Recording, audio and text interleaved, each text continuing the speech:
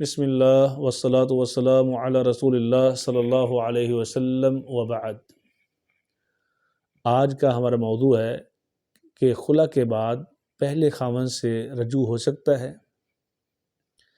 بہت سارے ایسے کیسز ہیں کہ خلا لے لیا جاتا ہے اور پھر کچھ عرصے کے بعد بچوں کی وجہ سے سمجھوتا کرنا پڑتا ہے، یا شوہر کے متعلق جو غلط فہمیاں تھیں وہ دور ہو جاتی ہیں، یا شوہر کے اندر جو ایسی عادات تھیں جو ناقابل برداشت تھیں تو شوہر نے اپنی اصلاح کر لی ہے اور اپنے آپ کو درست کر لیا ہے، تو اب دونوں اکٹھا ہونا چاہتے ہیں، تو کوئی صلح نامہ، کوئی رجوع کی کیفیت شریعت میں ان کے لیے گنجائش ہے۔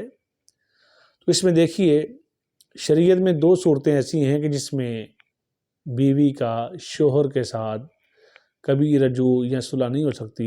وہ دو صورتیں ہیں۔ پہلی صورت کہ اگر اس کے وقفوں کے ساتھ، یعنی اس سے پہلے دو طلاقیں ہو چکی ہیں، اب اس کو تیسری طلاق ہو گئی ہے، تو تیسری طلاق کے اندر بھی صلح کی کوئی کیفیت باقی نہیں رہتی، نہ عدت کے اندر نہ عدت کے بعد۔ ایک یہ صورت ہو گئی۔ اور دوسری کیفیت یہ ہے کہ اگر ان دونوں کے درمیان لعان واقع ہو چکا ہے۔ لعان جو ہے یہ اصطلاح شریعت کی ہے۔ لعان یہ ہے کہ شوہر بیوی پہ الزام لگاتا ہے کہ میری بیوی اخلاقی طور پہ درست نہیں ہے، اس کے ریلیشن دوسرے افراد کے ساتھ ہیں، لیکن اس کے لیے اس کے پاس کوئی گواہ نہیں ہے۔ تو شوہر بھی اپنی بات میں اس قدر پختگی ہے کہ وہ قسمیں اٹھا کر کہہ رہا ہے کہ میری بیوی درست نہیں ہے، اور بیوی قسمیں اٹھا کر کہہ رہی ہے کہ میں پاک صاف ہوں، میں پاک دامن ہوں، میرے شوہر کو غلط فہمی ہو رہی ہے، میرے اوپر تہمت لگا رہا ہے۔ تو ایسی صورت میں 4 قسمیں مرد اٹھائے گا، 4 قسمیں عورت اٹھائے گی۔ مرد 4 قسمیں یہ اٹھائے گا کہ یہ عورت درست نہیں ہے، میں نے خود اس کو دیکھا ہے۔ اور 5ویں قسم پہ وہ اپنے متعلق کہ اگر میں جھوٹ بول رہا ہوں تو میرے اوپر اللہ کی لعنت ہو۔ اور ایسے ہی عورت بھی 4 قسمیں اٹھا کر اپنی برات کا اظہار کرے گی، اور 5ویں پہ یہ کہے گی کہ اگر میں جھوٹ بول رہی ہوں تو میرے اوپر اللہ کی لعنت ہو۔ تو جب یہ اس کو بولتے ہیں لعان، اب دونوں نے یہ فیصلہ کر دیا کہ جو جھوٹا ہے اس کے اوپر اللہ کی لعنت ہو۔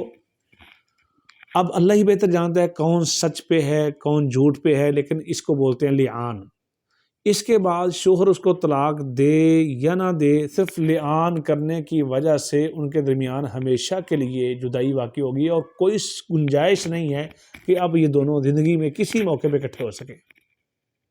تیسری طلاق والے میں پھر بھی ایک آپشن ہے کہ وہ عورت اب کہیں اور شادی کرتی ہے اپنی رضامندی کے ساتھ گھر کو آباد کرنے کے لیے، لیکن اتفاقاً اس مرد نے بھی اس کو طلاق دے دی، اور عدت گزارنے کے بعد اگر ان کی پہلے شوہر کے ساتھ ہیلو ہائی ہو جاتی ہے اور آپس میں مناسب طریقے سے رشتہ داروں کی موجودگی میں آپس میں سمجھوتا ہوتا ہے تو نئے نکاح کے ساتھ اکٹھے ہو سکتے ہیں، لیکن لعان میں کبھی بھی نہیں ہو سکتے۔